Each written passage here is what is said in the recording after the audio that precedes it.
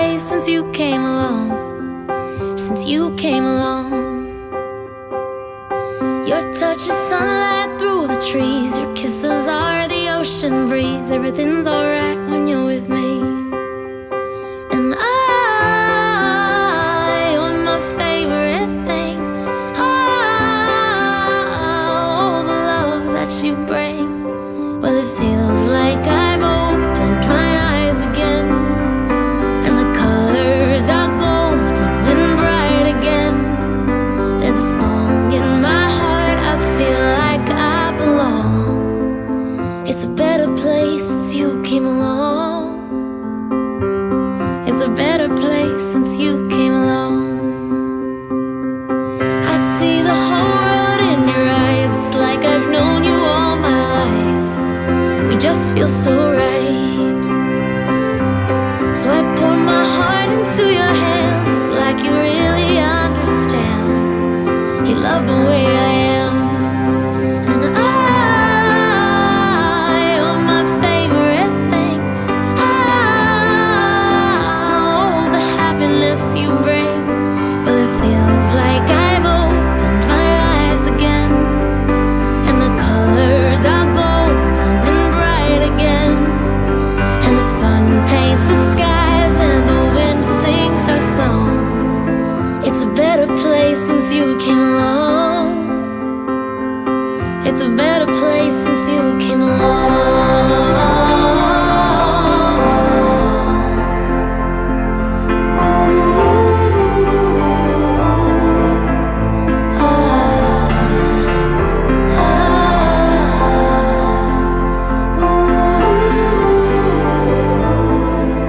Now I'm alright. Now I'm alright. Everything's alright. 'Cause it feels like I've opened my eyes again, and the colors are golden and bright again. There's a song in my heart, I feel like I belong. It's a better place since you came along. Would you bow and pray with me, please? Almighty God, we have gathered today because we're celebrating for Ben and Tanner, and we're celebrating their love, and we're celebrating their commitment. And we're grateful that it's a beautiful day, and so everything is just in order. And we ask that you will bless their love, bless their marriage, and bless this service by being a part of it, please. We pray in Jesus' name. Amen. Amen. You may be seated. Who brings this woman to be married to this man?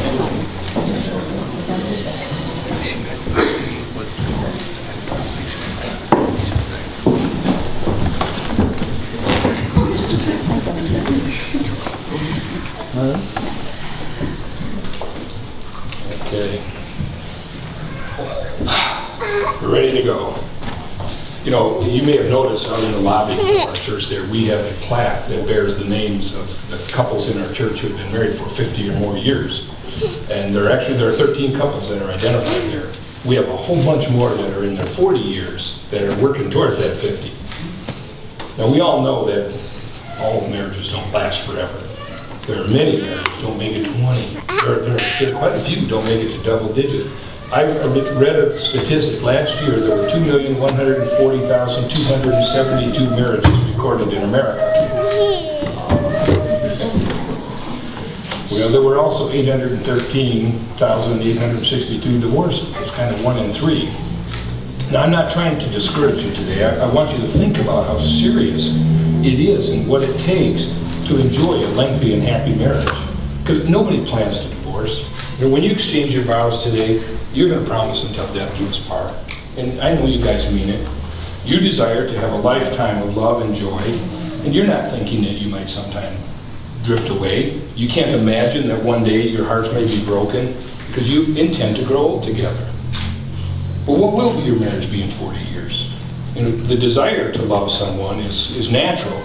The ability to do that for a lifetime takes a little bit of effort on your part. There's an axiom from the Bible, you may have heard it. Jesus said, where your treasure is, there will your heart be also. What that means is that our hearts and our treasures always go together. And treasure isn't just our stuff and our money. Treasure is whatever we value most. Whatever it is, your heart chases that. So whatever you invest in yourself, of what's valuable to you, that's where your heart will be. Let me illustrate with this. One of my daughters has this little dog, and she's a mutt.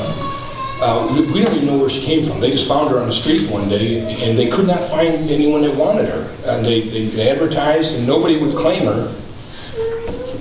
So they ended up keeping her, and she's a needy thing. She's always afraid that someone's going to hurt her, but my daughter just absolutely loves that dog. Well, the dog didn't do anything to earn that love. It's because Bethany invested herself in that. But here's another illustration I think you'll get even more. My other daughter has a little 9-month-old boy. Now, she suffered weeks of morning sickness and back pain and fatigue, and then she went through a C-section, and then this nurse handed her this baby, and then she just immediately fell in love with that little guy. He didn't do anything to cause that. She took him home, and since then she's endured lots of sleepless nights, and she's tired all the time, and she's got all this stuff she's got to carry around everywhere she goes. She has to find a babysitter if they both have to do something. You know how that is. Now, considering all that, you got to wonder, why would she even keep him? Well, it's because she's in love with him. Why is she in love with him? Because she invests herself in him.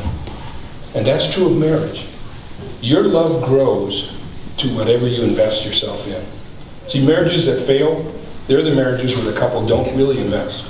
They try to just stay together, but they're not investing their most treasured parts of themselves, their love. Where there is little investment, there's little love. And your love will grow if you invest in each other. And if your love isn't growing, especially if it's failing, you know what's happening. You're not investing. The strength of your marriage and the depth of your love will be a direct result of what you do to invest in each other. You know, great marriage is not the result of marrying the right person. A great marriage is the result of being the right person. And that's what it means to invest. You just give all of yourself to the other. No one has enough personal magnetism to hold love for the rest of your life. In your vows today, you're going to promise that you will love each other completely and absolutely. And you'll keep that promise when you invest in each other. Now, there's a particular word that is not going to be heard in your vows today. This is intentional, of course, because you don't want this word as a part of your marriage, and that word is unless. In your vows, you won't say, I promise to love you unless, or I promise to love you until. Usually you're going to say, I promise to love you for the rest of my life. That's the way it ought to be. Your vows are not a transaction. You're not going to say, okay, if this happens, I'll love you. No, you're going to say, I love you now, I will always love you. Great marriages happen when a man invests himself in his wife and when a woman invests herself in her husband. And that's your promise to them. Where your treasure is, there will your heart be. So invest the best of yourself in each other, and when you do that, you will enjoy a long and very happy marriage. So if you're ready to make this promise, and promise to invest yourselves, I'm going to ask you, Ben, first. Ben, do you solemnly agree before God and these witnesses to take this woman to be your lawful wedded wife, to love and respect her, honor and cherish her, in health and in sickness, in prosperity and in adversity, and leaving all others, to keep yourself only to her so long as you both shall live? I do.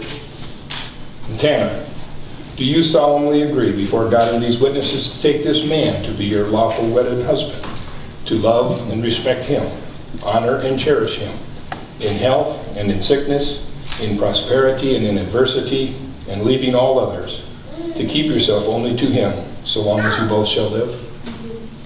Will you seal your vows with the gifts of rings?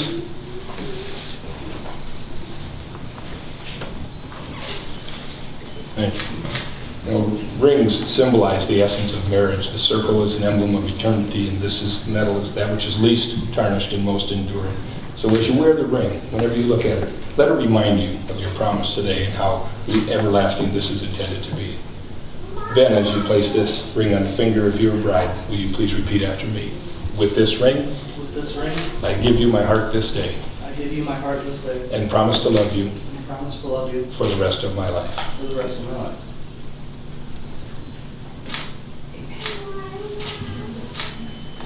And now, Tanner, would you place this on the finger of your groom and repeat after me? With this ring, I promise, I'm sorry, I give you my heart this day, I give you my heart this day, and promise to love you and promise to love you for the rest of my life. for the rest of my life. There, by the speaking of your vows, even by stumble, and the exchange of rings, which have sealed your vows, Ben and Tanner, you have committed yourselves to one another, and from this time on, you will be as one. It is now then my pleasure, as an agent of the state of Indiana and as your minister today, but hopefully also as your friend, to pronounce you husband and wife. And I think, young men, you should kiss your bride.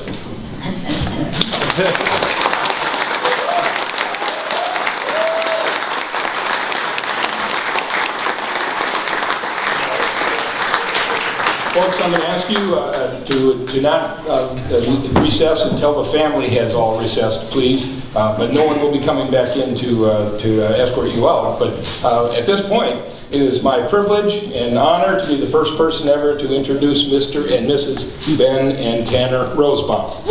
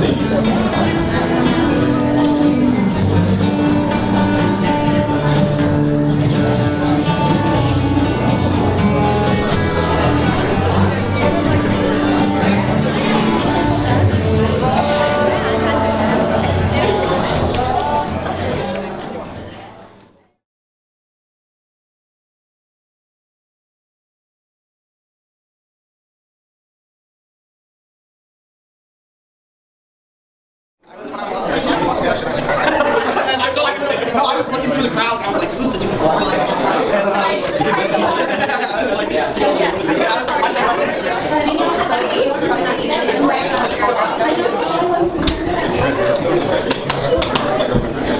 Yes, thank you.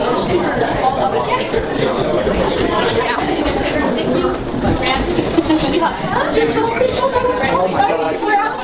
you. Oh, wow. It's nice to get deep breath, right? Yes. All right. How does that feel? Here? I've never worn a ring. It's like... Oh, yeah.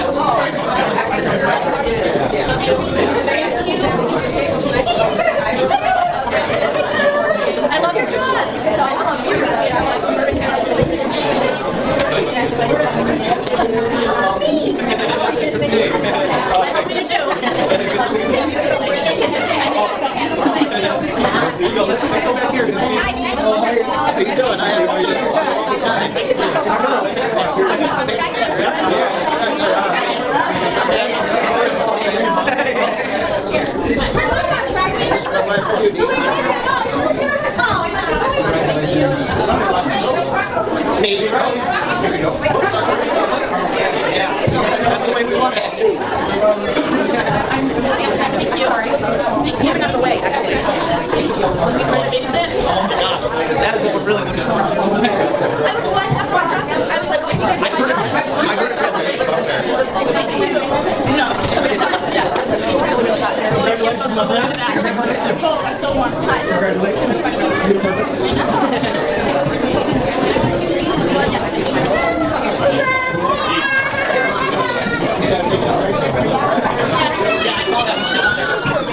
Don't go away. Stop staring at it.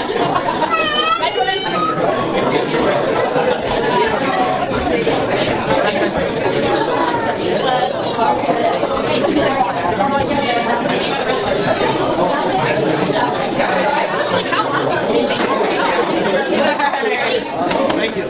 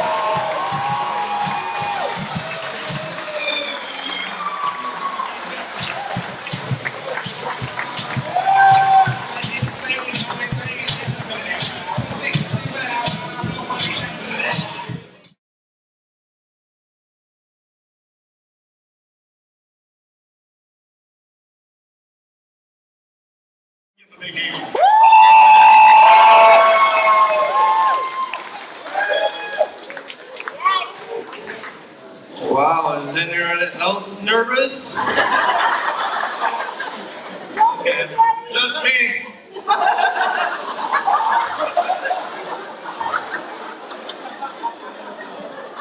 Well, I'd like to start off and thank Ben's parents, John and Lisa, and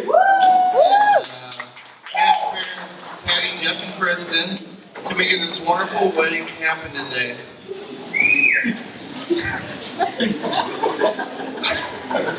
guys are assholes. You got it, Ed. I'd also like to thank Ben and Tanner for having me be a part of their wedding, a special day, and choosing me to be one of the best men. For those who don't know me, I'm Ben's older, better looking, smarter cousin Eddie. Ben and I have been running around since day one, shooting hoops, Grandpa's driveway, hitting dongs over the barn, parks fishing in Lake Michigan, and much more. Tanner, I just want to say you look beautiful today. So the day I knew Tanner was the one for Ben, it was about a month in their relationship.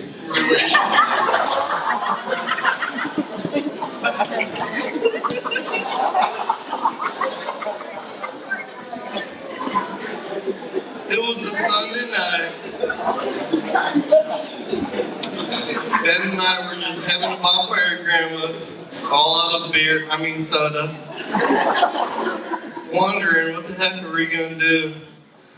And comes walking down the hill with Tanner. With a case of Keystone and 2 slabs of some baggy back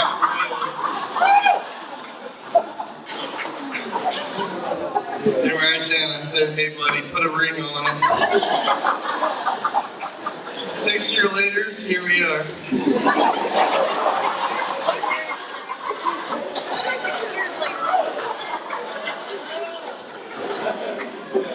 But yeah, you guys are perfect for each other, I swear to God. And I know you guys have an awesome future ahead of you. And I think we're all excited to see that happen. So if everyone will raise their glasses.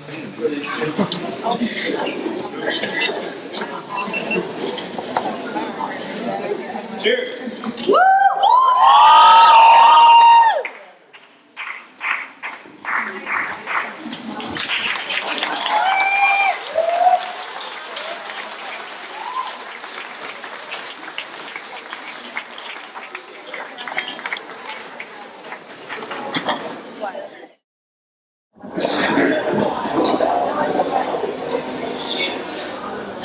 Hello, everyone.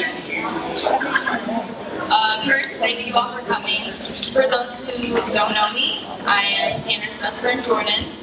But for those of you who do know me, you know we're a lot closer than that. And we're sisters. Tanner and I met when we were toddlers and have been inseparable ever since. We've gone through the most awkward stages of growing up, standing hand in hand. She's the most selfless person I've ever met and always puts others' feelings before her own. Tanner is a forever friend, and if you lose her, you're really missing out. Tan, you're absolutely breathtaking. Ben is one lucky guy. Thank you for being my person. I couldn't get through my life knowing that you weren't there without me.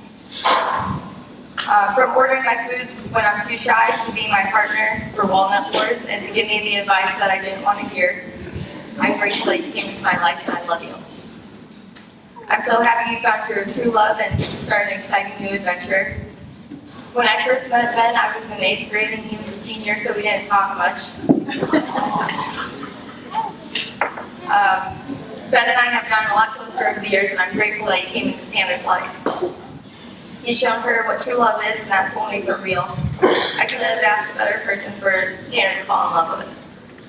Ben, thank you for always having a sarcastic comeback and telling your awful dad jokes. Please continue to treat Tanner as your queen, and don't forget to tell her how beautiful she is. I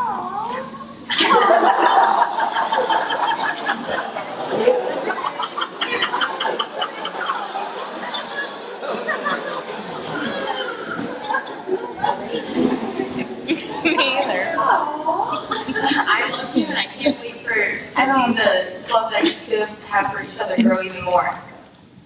My favorite story about Tanner and Ben is when they went to watch a play at the high school together. Tanner called me after and was so giddy over the fact that they just held hands.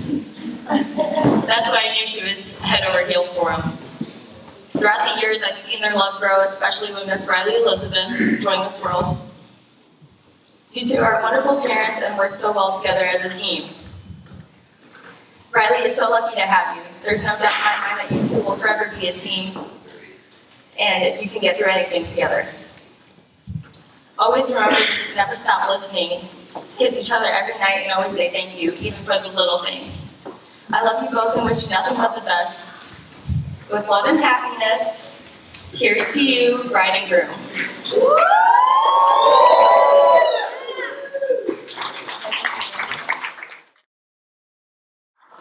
Actually, but everyone Well, she's a professional newscaster, so I have to follow that, so that kind of sucks. Okay, so Tanner told me about like a week ago that I was going to do a speech, and I didn't really have a choice. So that's awesome. So naturally, I didn't really plan that out very well, so this is winging it. Actually, the first time I ever had an impression of Ben was when I believe I was in 7th grade basketball, and his grandfather was our coach, and we were bad. We were bad. So, I would say like Mighty Ducks bad before Gordon Bombay. And if no one gets that reference, just watch the movie. It's like a 90s movie. Just watch it. It's great. But we were bad. And so, like at practice, Ben would tag along, and here he is, this like a little 4th grader, and he's draining threes and talking shit while he's doing it. It pissed me off to no end, to be honest. Like, when Tanner said she was dating Ben, I was like, oh, this kid goes soft. In all honesty, in 7th grade, like when he's the little 4th grader draining all these threes and talking shit while he's doing it, like I was like, you're kind of like the character Tanner from Bad News Bears.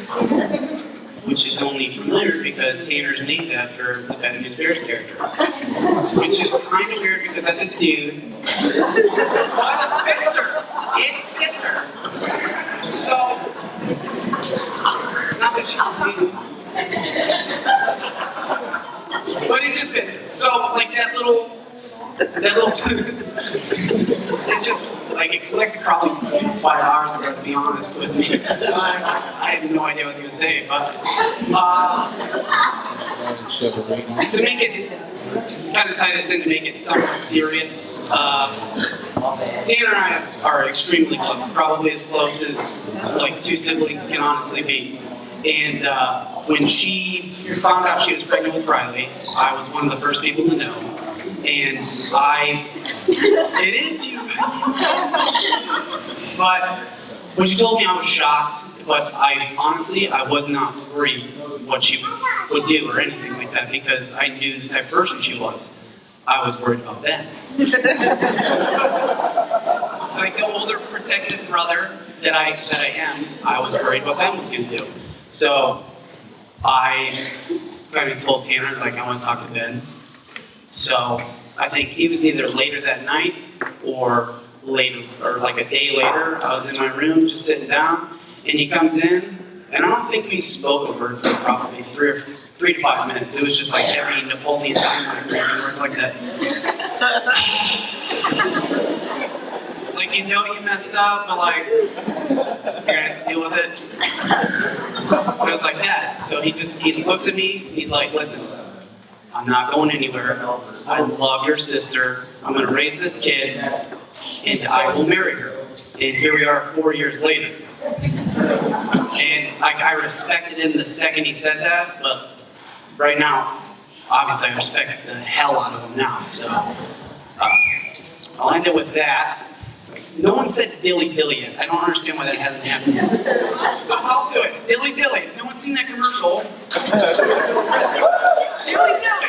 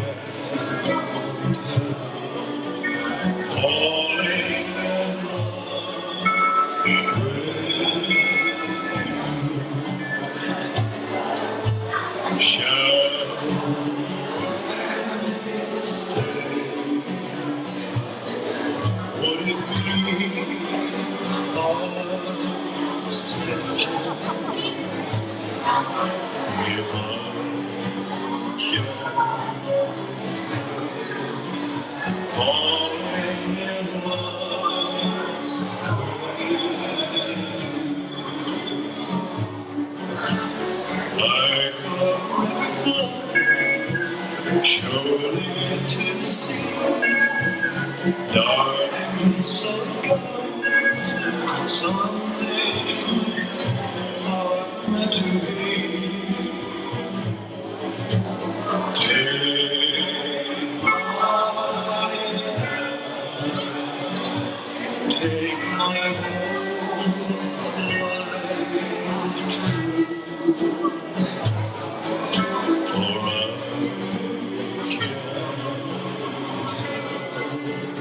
falling in love with you,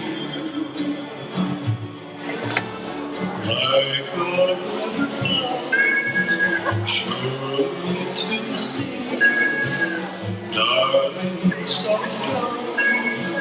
Some things are meant to be. Take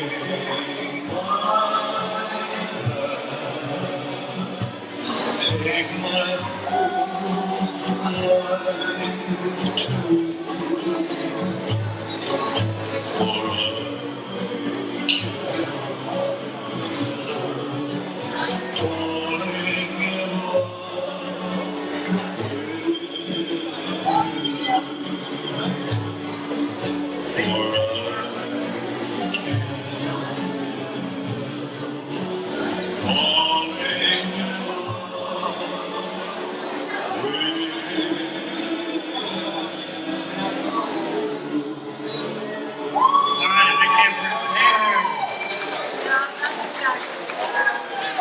And Ben, as well as Riley Rosebaum, ladies and gentlemen. Okay, I asked Ben to please leave the dance floor.